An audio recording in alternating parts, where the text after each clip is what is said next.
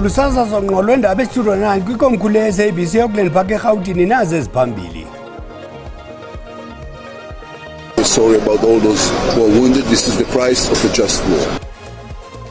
Akukho zinzo kumbindi impume emva kokubulawa kwenkokheli ephezulu e-Iran kuhlaselo lweMelika iqhogene nelizwe lakwa-Israyeli. Majority of the community has already objected towards this name change. Abahlala abathile eRhafu babambe uqhankqalazo bechaza ukutshintshwa kwegama lale dolophu.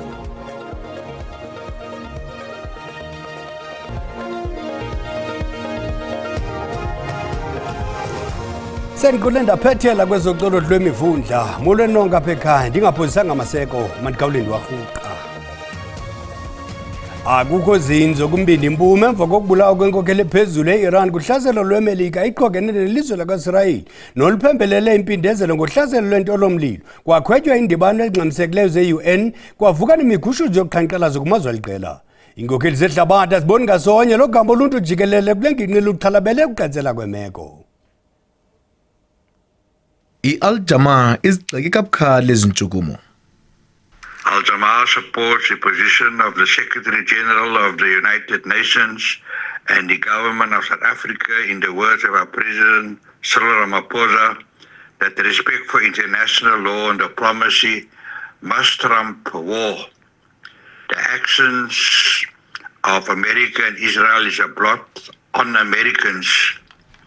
The world can never be led by America. Iran uqinisekise ngokukhothama kuka-Ali Khamenei ogetyengwe kwinto umongameli weMelika uDonald Trump ayichaze njengohlaselo olukhulu ngokuqhogene no-Israyeli.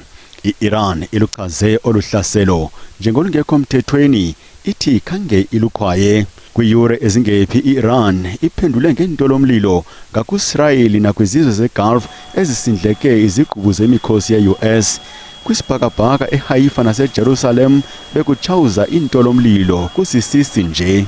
We are sorry about the woman who was just killed last night. We're sorry about all those who are wounded. This is the price of a just war. Inkokheli ephikisayo kwa-Israyeli uYair Lapid uzikhusele ezinhlaselo esithi ziyadingeka ukukhuseleko luka-Israyeli kunjalo abahlali baphila ubomi bentshontsho.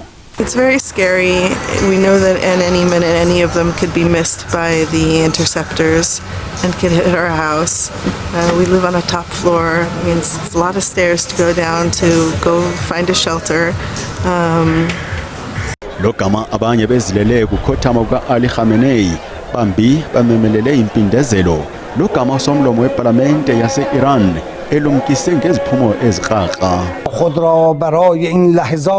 Uthi abazuvuma ngokuvunyiswa iMelika nangu-Israyeli kwindibano yabophuthuphuthu yebhunga lokhuseleko lezizwe ezimanyeneyo, i-Iran iqaqambise ilungelo layo lokuzikhusela phantsi kwesolotya lamashumi-50 nomvo kumqulu wamalungelo we-UN. U-Israyeli umekwe lithi uhlaselo linyathelo lokuthintela isigrogriso senyukliye yi-Iran, kanti iChina ithi phantsi ngezigalo kungekonakali kakhulu.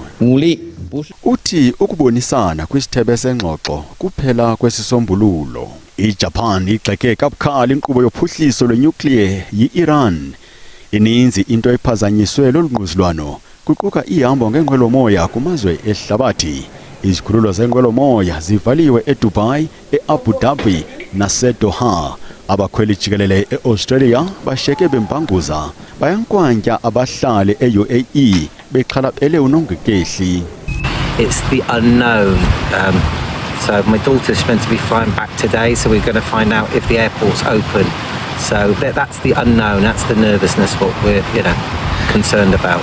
Kwi-Times Square yase-New York amakhulukhulu abantu abambe imigushuzo bambi begxeka inyathelo lomkhosi befanekisa nokwenzeka e-Iraq. I woke up this morning, now we're bombing Iran. We didn't learn from the Iraq war. We need a regime change here. For me, it's threatening to have Iran, if they ever get a nuclear bomb, as a Jew and American, we're screwed. So I'm here to help go against these idiots who say no war on Iran, when in reality, Iran is putting a war on the United States. eBaghdad abakhanqalazi bankonkeleneka kumzozakuzo weMelika logama imikhosi yokhuseleko intwizisa irhasi ukuchithachitha lo misatulo. Inkokheli zehlabathi zithi haniwu ngentolo kuyo yonke lenywa abatyikili awona maxhoba akwimeko yosizi ngabahlali. Kusenjalo apha ekhaya amanye amaqela ezopolitiko eParlamente ohlukene phakathi ngohlaselo lweMelika noIsrael eIran. Ukukuvuze ingxoxo-mpikiswano entsha malunga nomgaqo-nkqubo wamazwe angaphandle kunye nozinzo lwehlabathi. Ngelixa amanye amaqela eligxeka bukhali olu hlaselo, amanye amaqela ezopolitiko atyhola ukuziphatha kwe-Iran kwihlabathi ngale meko. I-Al-Jama izigxeke kabukhali ezi ntshukumo. Al-Jama supports the position of the Secretary General of the United Nations and the government of South Africa, in the words of our President Cyril Ramaphosa, that the respect for international law and diplomacy must trump war. The actions of America and Israel is a blot on Americans. The world can never be led by America. Kwelinye icala yona i-DA igxeke ilizwe lase-Iran. The Islamic Republic of Iran is a rogue state which has repeatedly defied international law, violated nuclear treaties, and funded proxy organizations which have divided and destabilized societies around the world. The current theocratic dictatorship in Iran is also responsible for the most brutal massacre of innocent civilians in recent history. These countries are the single biggest threats to the international rules-based order and liberal democracies such as our own. I-UDM iligxekile olu hlaselo isithi kukufunquka kwentiyo enobungozi. We unequivocally denounce this brutal killing in cold blood, which constitutes a grave violation of international law, state sovereignty, and the fundamental principles of human dignity. This act represents a dangerous escalation of tensions in the Middle East and underscores a continued disregard for established international laws. Nazo ke inkokheli zakwalizwi zivakalise ilizwi lazo kulomba nalapho amatshetshi ememelele umthandazo ongxamisekileyo nokubekwa phansi kwezixhobo. I call upon the global church to join us in urgent unceasing prayer. We implore God to protect the innocent, the mothers, the children, and the elderly who are caught in the crossfire of this Operation Epic Fury and the subsequent crushing responses. We pray specifically for a sound mind for the leaders of the United States, Israel, and Iran, that they might recognize the futility of this bloodshed and turn back from the precipice of a global catastrophe. Kwindaba ze-SABC ndingumkhokheli bandla ndiseParlamente. Ukanti ANC lugxeka bukhali oluhlaselo olwenziwe iMelika noIsrael kuhlaselo iIran. Ikuchaze oku njengokunyasha imithetho yehlabathi kwanesenzo esibeke esichengeni uxolo nozinzo kwihlabathi jikelele. Uhlaselo lukhokelele ekusolekeni kwenkokheli yase-Iran u-Ayatollah al-Khamenei. I-ANC kuvakalise oku ngethuba idibene neenkokheli zasigqiba saliqela KwaZulu-Natal ikhokhelwa ngusosiba jikelele uMnumzana Fikile Mbalula. I-ANC ithi ukuhlasela kwezwe laseMelika ne-Israel e-Iran kwehlisa isithunzi semithetho yamazwe futhi kubeka isibonelo esibi emhlabeni wonke jikelele. Iqembu linxusa zonke izinhlangothi ukuthi zizithibe futhi zibeke phambili izingxoxo zokuthula kunempi. Liphinde lanxusa umphakathi wamazwe ukuthi ungenelele ngokwezombusazwe ukuvimbela ukubhebhetheka kwempi. Lichaze lokuhlasela njengesibonelo sesenzo sobuxhwaga esenziwa ngumengameli waseMelika uDonald Trump. Ingakho ke singavumelani nama strikes la aqhubekayo, ingakho futhi sicela ukuthi ke kubekwe phansi ikhali this thing that we call phecelezi i-de-escalation of i-conflict ukuze sinikeze i-process yokunegotiate ithuba ngoba kulimala abantu abaningi ikakhulukazi abantu abamsulwa uma kwenzeka izimo ezifana nalezi. I-ANC ithi ukuvakashela kwayo la KwaZulu-Natal ukuzoqinisekisa isimo seqembu ngaphambi kokhetho lohulumeni basekhaya. Lapho sizohlola khona sibhekisise isimo nokuma kweinhlaka zika-ANC nanokuthi kusebenzeka kanjani emikhandlwini lapho esikhona nalapho futhi ekuhlaleni. Siyafisa ukuthi abantu bakithi nalabo abaxhasa u-ANC baqine bazi ukuthi kusetshenziswa ekuthanini silungiselele ukhetho. Iqembu lithi lizogxila eqinisekiseni ukuthi amakhansela alo ayayilandela yini imiyalelo yeqembu yokulethwa kwezidingo nqangi komasipala abangaphansi kwe-ANC esifundazweni. Ngingunonhlakanipho Magwaza ezindabeni ze-SABC eThekwini. Kwalapha izindabeni usapho lukaSisakazi Mathebula lubongoza uncedo lusithi longanyelwe liqiniselela ngokwezimali nasemphefumulweni ngenxa yemeko yezempilo yale ntwazana eminyaka emihlanu. Kodwa masiqale evenkileni.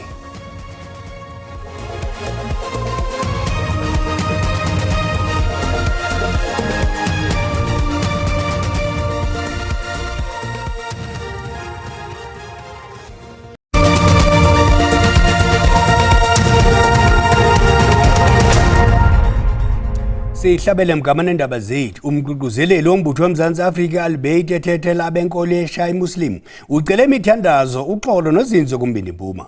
Kubanjwe inkonzo yomthandazo okhethekileyo othi eKapa kulandela ukubulawa kwenkokheli yase-Iran u-Ayatollah Al-Khamenei yiMelika noIsrael. Lo mbutho ulibheka bukhali elinyathelo kodwa uthi ukubulawa kwenkokheli ye-Iran akuzuphelisa lo mbutho wabanxaxhi.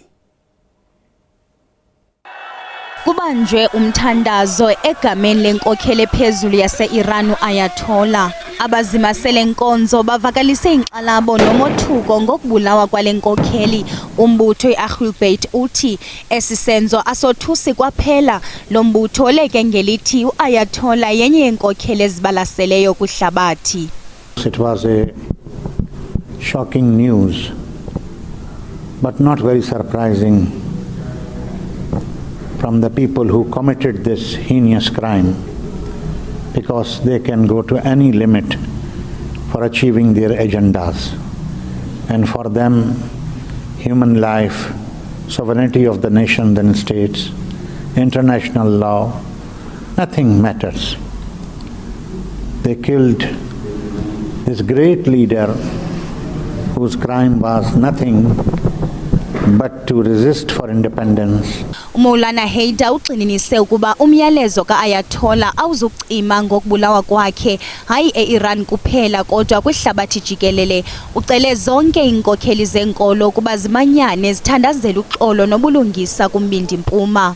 Kusenjalo kunqunyanyiswe inqwelomoya ezine ezisuka eKapa zisingise kumbindi Mpuma, nto leyo ishiya abakhenkethi bembanguza kwaye akukabikho lwazi lokuba inqwelomoya zeQatar Airways okanye Emirates ziza kubuyela nini. Sibuyele kwezasekhaya ukutshintshwa kwegama ledolophu Graaf-Reinet kuthiwe yiRobert Sobukwe Town kuyaqhuba ukugxekwa. Abanye abahlali bakholelwa ukuba khange isulungeke le nkqubo. Iqela labahlali libambe umngcelele kule dolophu ityebe imbali lichaza ukutshintshwa kwegama leRhafu. Achasa ukutshintshwa kweligama batyikitye uxwebhu lwezikhalazo nesele lutyikitywe ngabantu abangaphaya kwamawaka 15. Meetings held with the community.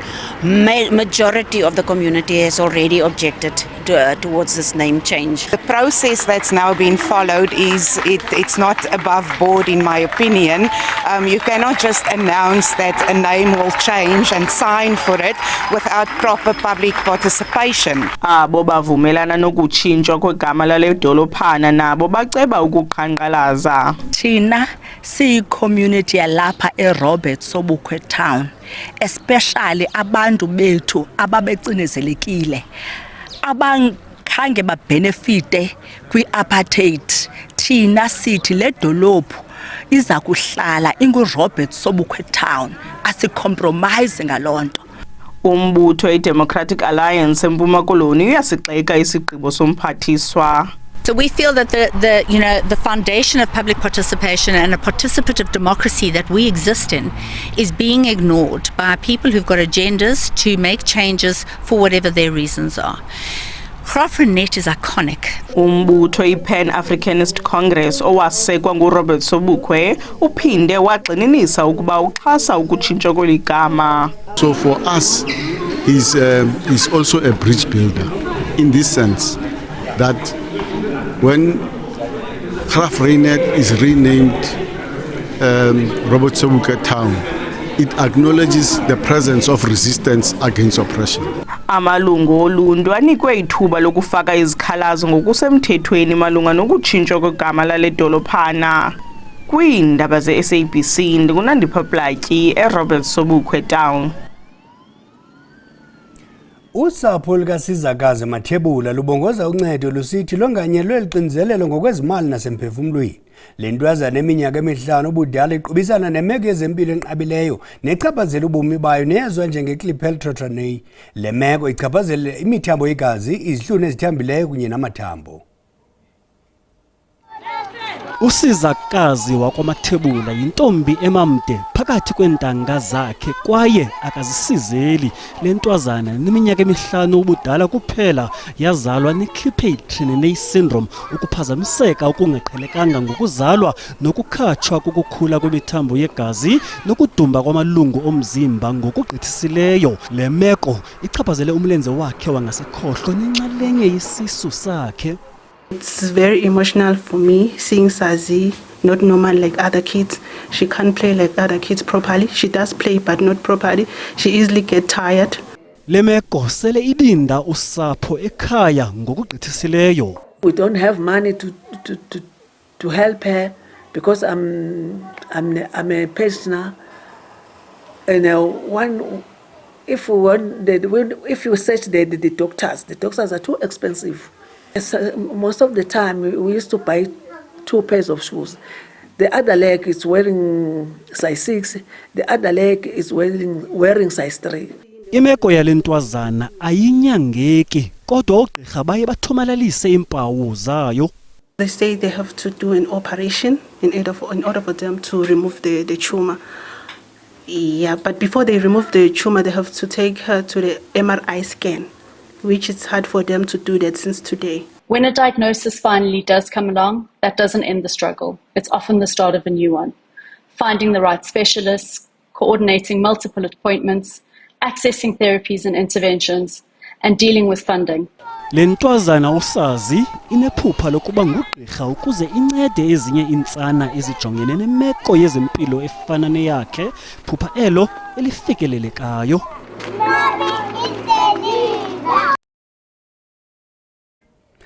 Ubuxhakaxhaka balamaxesha i-AI buza nenguqu kumacandelo amaninzi aqukela ukudidiyelwa komculo. Amanye amagcisa kwezomculo sele isebenzisa i-AI njengesixhobo kodwa ezinye imvuma zizivuyeli iinkqubo ze-AI.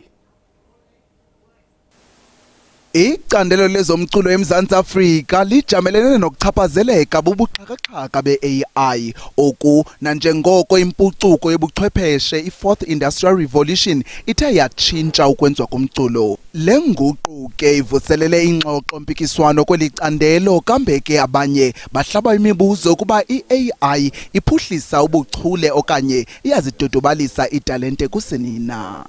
I as an artist I'll advocate for it because there's a couple of ways where I can use AI, especially when it comes to mastering, when it comes to mixing. AI is capable of mixing vocals.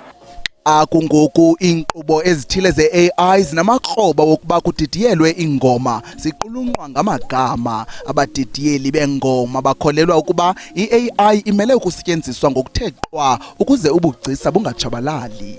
It creates a laziness in the way if you're able to write a song and then you use the AI in the whole thing, in the whole process, in terms of you performing the song, will be more like you don't sound more original.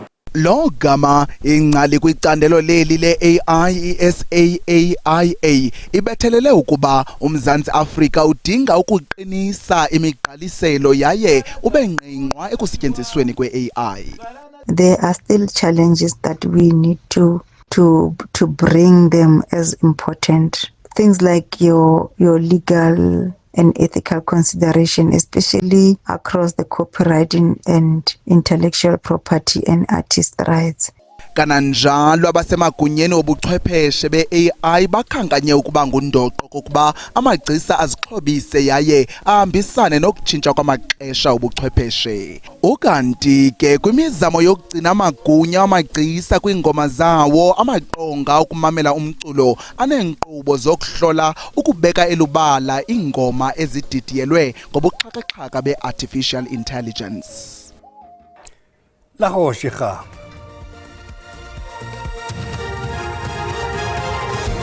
Thank you.